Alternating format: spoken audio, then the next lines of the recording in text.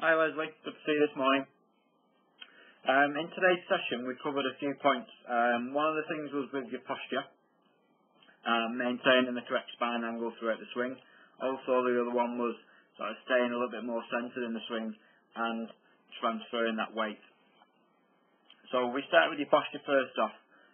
What we're looking for here in the middle, just got a line there to show you what your spine angle is at the moment, and if you look at your relationship between your hands and the club, there's pretty much a straight line there. When you manage to swing the golf club, the odd occasion you actually brought your hands closer to your body and then missed the golf ball on the inside.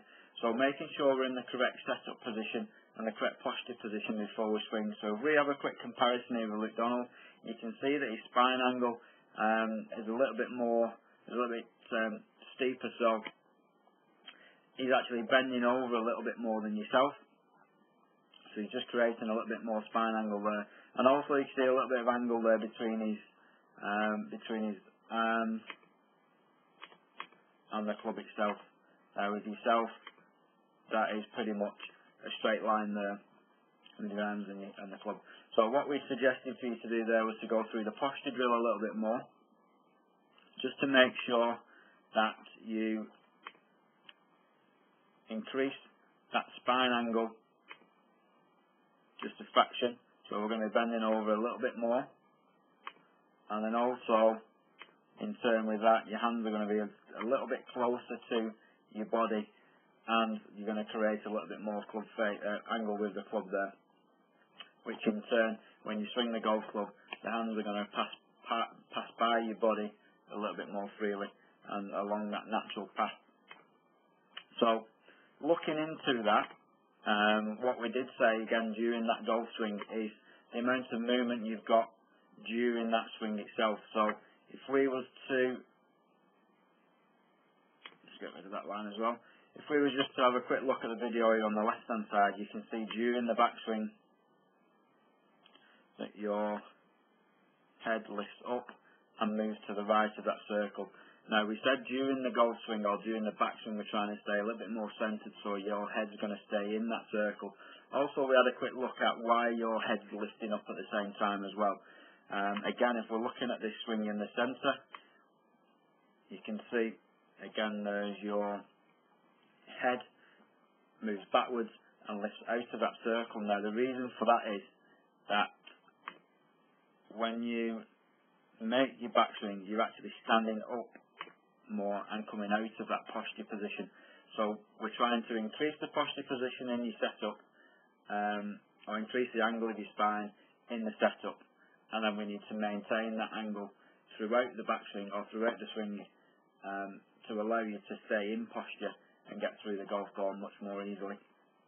So in you taking the backswing and standing up slightly taller just increases that, increases the angle, or makes the angle a little bit steeper, and takes you out of posture. So as a result of that, when you're now making your downswing, you're having to correct that, and you can see as you're dipping down into that golf ball trying to recreate that posture position, and coming into the ball there you just go a little bit too far down, making the consistency of the strike a little bit more difficult.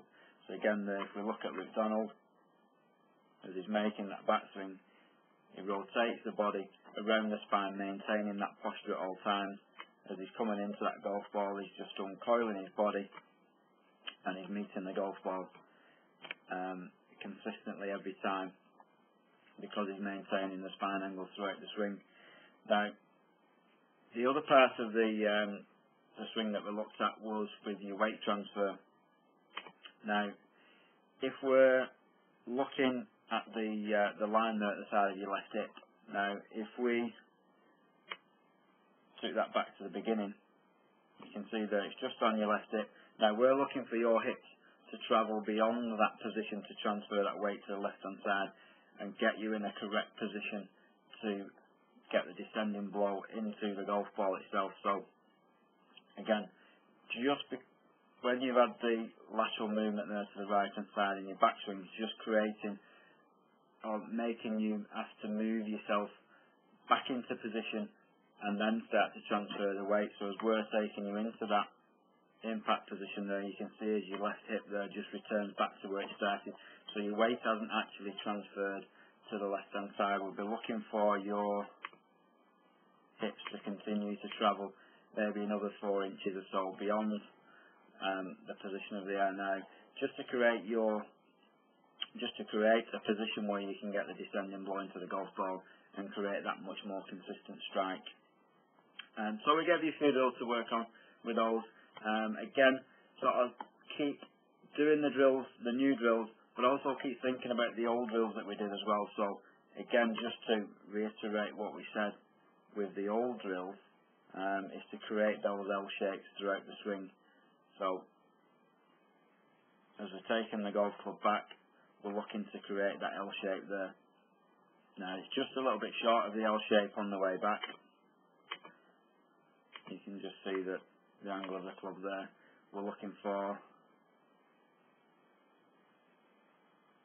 where's that colour gone? We're just looking for the L shape to be created there on the way back, and then also as we come down into that golf ball, we want to maintain that extension, the full rotation there of your forearms. Again, as we're coming into that golf ball there, you can just see,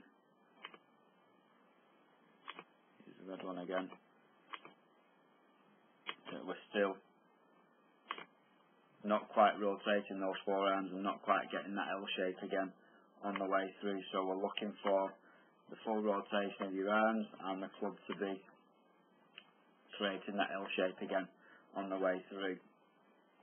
So if you keep working on all those things, if you've got any problems, just give me a ring, or I'll be up at the driving range over the weekend if you want to come and see me, but I'll look forward to seeing you again very soon.